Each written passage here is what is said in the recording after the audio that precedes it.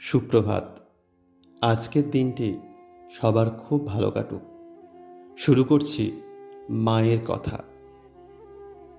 শ্রী শ্রী মায়ের কথা, উদ্বোধন কার্যালয়, কলকাতা।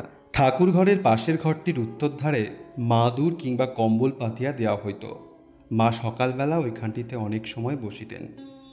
কখনো একটু জপ করিতেন পূর্বমুখ হইয়া বসিয়া। আমরা যখন এই ঘরে মায়ের সঙ্গে কথাবার্তা বলিতাম তখন প্রায়ই এইখানে বসিতাম। আজও মা এই স্থানে বসিয়া আছেন। আমি বলিলাম, মা, তুমি দক্ষিণেশ্বরে কতদিন ছিলে?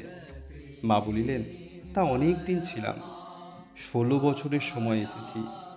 তদবধি বরাবর ছিল, মধ্যে মধ্যে বাড়ি যেতুম। রামলালের বিয়ের সময় গেছিলুম, 2-3 বছর অন্তর যেতুম।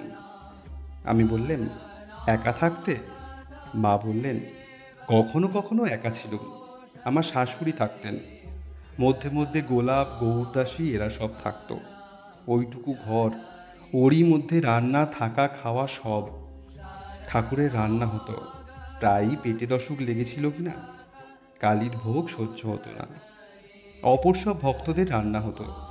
লাটু ছিল, রামদত্তের সঙ্গে রাগারাগি করে এলো। ঠাকুর বললেন, এ ছেলেটি বেশ, ও তোমার ময়দা ঠেসে দেবে। দিন রাত রান্নাই হচ্ছে। এই হয়তো রামদত্ত এলো, গাড়ি থেকে নেমেই বলছে, আজ ছোলার ডাল আর রুটি খাবো। আমি শুনতে পেয়েই এখানে রান্না চাপিয়ে দিতুম। 3-4 দের ময়দার রুটি হতো। রাখাল থাকতো, তার জন্য প্রায়ই খিচুড়ি হতো। সুরেন মিত্তির মাসে মাসে ভক্ত সেবায় 10 টাকা করে দিত। বুড়ো গোপাল বাজার করত। নাচ গান কীর্তন ভাব সমাধি দিন রাতি চলেছে। যদুর মা বলে, একটি ঝি কিছুদিন ছিল। এক বুড়ি আসতো, পূর্বে অসৎ ছিল, এখন বুড়ো হয়েছে, হরিনাম করে। একাটি একাটি, তবুও আসছে, ওর সঙ্গে কথা কইতুম।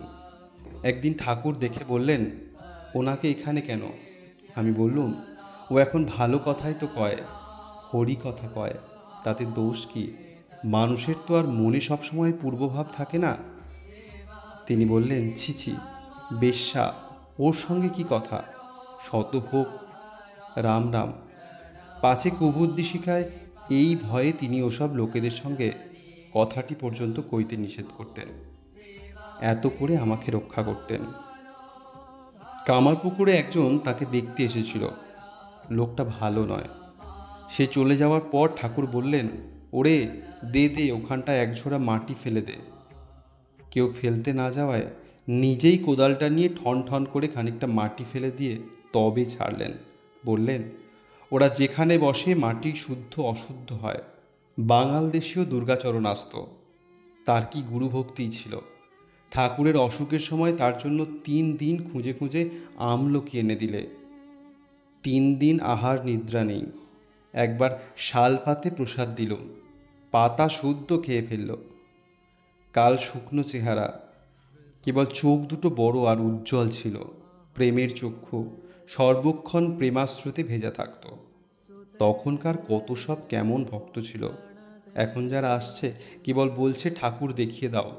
সাধন নেই, ভজন নেই, জপ তপ নেই। কত জন্মে কত কি করেছে, কত গোহত্যা, ব্রহ্মহত্যা, ভ্রূণহত্যা করেছে। সেসব ক্রমে ক্রমে কাটবে, তবে তো। আকাশে চাঁদটি মেঘে ঢেকেছে, ক্রমে ক্রমে হাওয়ায় মেঘটি সরে যাবে, তবে তো চাঁদটি দেখতে পাবে। ফস করে কি যায়? এও তো তেমনই। ধীরে ধীরে কর্মক্ষয় হয়। ভগবান লাভ হলে ভেতরে ভেতরে তিনি জ্ঞান চৈতন্য দেন, নিজে জানতে পারবে।